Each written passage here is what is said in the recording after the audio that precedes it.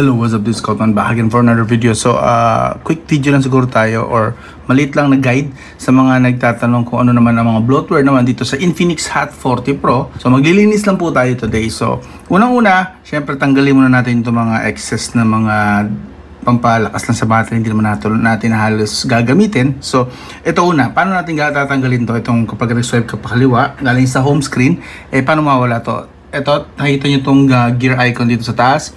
Click nyo lang po yan. And then, punta po tayo dito sa smart screen. Off natin yan. And then, dito sa sharp news, off natin yan. Wala na yan. And then, dito naman sa subscribe, nakikita nyo, subscribe.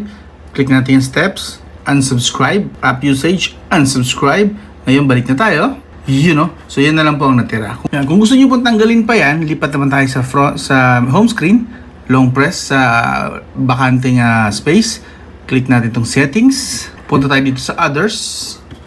I-off natin itong zero screen. Mawala na yon actually. Zero screen. Mawala na po yun lahat. Okay? And then labas na ulit tayo. Whoops. Si Daisy. As you can see, wala na po siya. Yun! So wala nang gumagamit ng extra battery. Kahit maliit lang ang battery na kinukonsumo nun, gumagamit pa rin po yun ng battery. So, anong sunod na gagawin natin? Next naman ang gagawin natin, tanggalin natin itong mga widgets. Kasi hindi natin kailangan yung mga yan. Ito, kung kailangan nyo yung oras, huwag yung tanggalin. Pero may oras naman na kasi sa taas na nakalagay. Naharangan lang nitong nilagay ko na refresh rate. Pero wala naman yung refresh rate na yan usually. Ako lang naman naglagay niya. So may oras ka naman doon. Kung okay na sa iyo. Pero kung hindi, kung gusto mo talaga may oras dito na malaki, okay, huwag mo tanggalin. Pero ako tinatanggal ko yan since dumodoble lang eh. So okay na tayo dyan. Ito pa, may widget pa pala. Lahat ng widget, tanggalin nyo. Lahat ng widget, itong suggestions na to, tanggalin natin yan. Malakas din sa battery yan. So, mukhang malinis na, no? Ito pa, pero pa pala isa. Tanggalin natin yan. Ay, tanggalin natin yung buong yung widget na yan. Okay, so, ito na siya ngayon. Alright? So, anong next na gagawin? This time, diretso na tayo sa settings. Alright! Matapit na po tayo matapos. Punta naman tayo ngayon sa app management. App management. Alright, ulit. App list. Punta naman tayo sa app list. Para akong ano dito. So, ito na po. Isa-isahin natin. Dito na sa 3 buttons sa taas muna bago tayo mag-start. Isama na natin yung mga show system. Ayun! Para kompleto po yung list. Okay, so kompleto na ngayon ang list. Isa-isahin na natin siya ngayon. Unahin natin itong AHA Games. Uninstall. Itong assistant. Force tap. Disable.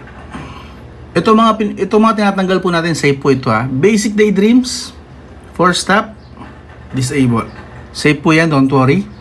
Mamaya papakita ko sa inyo, i-restart natin para makita nyo na wala pong epekto siya sa smartphone. Naka-disabled na. Baba pa tayo. Car Care, of course. Disable and force tap. Itong compass, kung hindi naman nyo ginagamit talaga yan, kasi nasa city lang naman kayo, uninstall na natin yan. Itong Google Drive, ginagamit nyo ba yan? Kung hindi, again, uninstall. Itong Google. Ito lang, itong Google na to. Pwede nyo pong tanggalin yan. Save po yan. Ang laki din kasi kinain niya. 797 MB. So, almost 1 gig din, no? Laki, di ba? Si Google. So, pwede nyo pong tanggalin yan. Save po yan. Or i-disable. Itong Google TV, kung di nyo na ginagamit, pwede rin po nating i-uninstall yan. Itong Hi Browser, kung meron na kayong Google Chrome, hindi nyo na po kailangan ito. Pwede nyo pong i-disable yan. Instagram, gumagamit ba kayo? Kung hindi, tanggalin nyo po yan. Pero kung gumagamit kayo, huwag nyo na lang galawin. Magazine service. Pwede nyo pong i-disable yan. Yan po yung parang wallpaper na palit-palit every unlock ng smartphone nyo. Yes, kumukonsumo po yun ng internet eh. Itong Google Meet, pwede nyo rin pong uninstall yan. Itong tatlong meta na to, yes, safe pong i-disable yung mga yan. Hindi po yan kailangan ni Facebook para gumana. Yan po ay parang feedback testing app na basura lang din naman galing kay Meta. So, ang gagawin natin, disable natin. Kung available nga ang uninstall button, uninstall natin to eh. Kung mapapansin nyo, yung pag naka-disable, hindi siya natatanggal. Pero disable dyan. Pag disable na po yan, hindi na po yan gagamit ng internet or processing power or RAM. Dahil nandiyan pa rin, kung nagbago isip nyo, in case lang bago isip nyo, pwede nyo enable anytime. Okay? Continue tayo. Itong My Health, pwede nyo rin pong uninstall yan. Itong notepad, ginagamit nyo ba yan? Kung hindi, uninstall natin yan. Palm Store, ginagamit nyo? Malamang hindi. Disable natin yan. Force tap. Google Photos, ginagamit nyo ba? Hindi naman siguro kasi meron naman tong sariling gallery. So, kung ganyan, disable nyo na lang din. Itong Spotify, ginagamit nyo ba yan? Kung hindi, again, uninstall. Itong Visio Player, kung gumagamit po kayo ng ibang player like VLC, which I recommend, mag-VLC na lang kayo, or kung meron pa kayo ibang gusto na gamitin na video player, yun pong install nyo. But this one, pwede nyo pong uninstall to. The Visio Player, kasi malakas to. For some reason, nung tinest ko kasi ito, gumagamit siya ng internet sa background, kahit di siya ginagamit. So, na-turn off ako dyan eh. So, I would recommend lang naman, kung gusto nyo naman, pero kung nag-enjoy kayo sa Visio, edi huwag nyo uninstall. Continue. Itong weather, I'm sure, bira ko makakita ng Pinoy na gumagamit ng weather app na yan.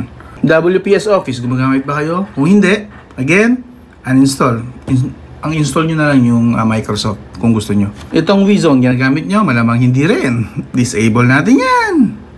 Itong Wow FM, kung gamit ba ka ng radyo, pwede nyo pong uninstall yan. Okay lang, may nakalagay naman siya na uninstall kung gusto nyo.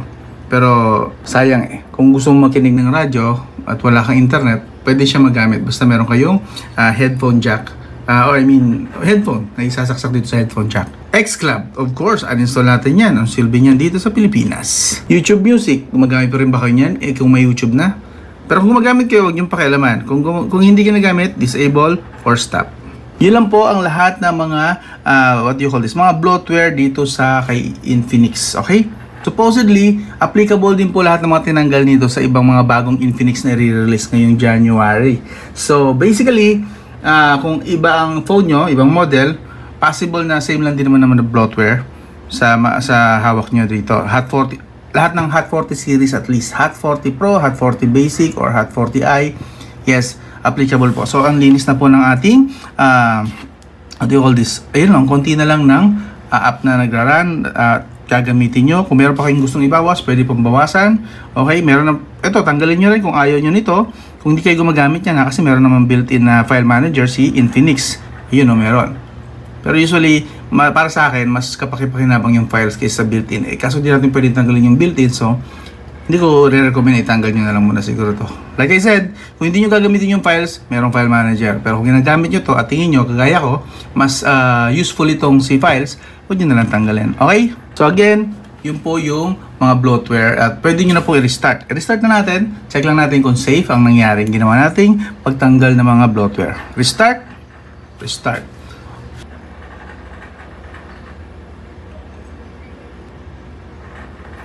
At ayun na nga. So safe po, nakapag-boot tayo ng maayos, walang issue. So as you can see, safe po lahat ng tinanggal natin sa smartphone na to. And maybe this time makakaranas tayo ng bahagya lang, konti lang na improvement sa battery, sa kanyang performance, so on and so forth. So the less na tumatakbo sa background, kahit pa sabihin natin na sobrang liit lang ng footprint na nakukonsumo ng mga tinanggal natin, is sa dami nun, malaki na rin yun, di ba? So, yeah. As you can see, malinis ng tingnan, mas magara, mas konti lang ang hindi masyadong mahaba yung scroll mo. Dadami na lang yan sa, depende sa iyo, sa idadagdag mo mga personal mo na favorite na mga apps, mga ginagamit mo talaga, nakadepende na sa iyo. But, as is this one, mas okay na po siya, mas malinis at mas less kumukonsumo ng battery na mabilis. So, yun lang naman. Again, lahat ng Infinix applicable po ito, at least yung mga nirelease ngayong January or kasi isali na natin nung November at December, malamang same lang din ang bloatware dito. I hope nakatulong kahit papano, kahit katiting lang. This is Scottman. Kung gusto niyo mga ganitong basic lang, again, ang motto natin dito sa channel, even hanggang ngayon 2024, Tech Simplified. Kung saan lahat sinisimplify lang natin para mas madaling maintindihan ng mga babayan natin mga Pinoy. So, nandun lang. This is Scottman. I hope consider nyo na mag-subscribe, like, and share. I'll talk to you again soon.